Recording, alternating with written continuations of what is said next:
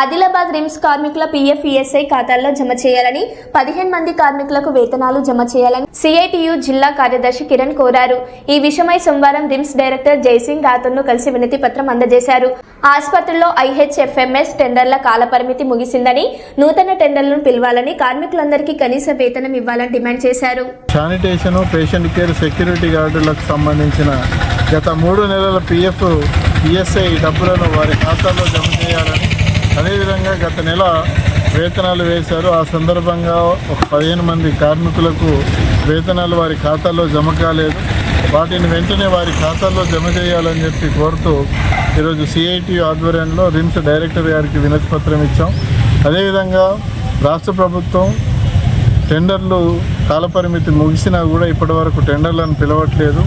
నూతన టెండర్లను వెంటనే పిలవాలని, ఆ నూతన టెండర్లలో కార్మికులందరికీ కనీస వేతనం 26,000 రూపాయలు ఇచ్చే విధంగా అందులో పొందుపరచాలని చెప్పేసి మేము కోరుతా ఉన్నాం.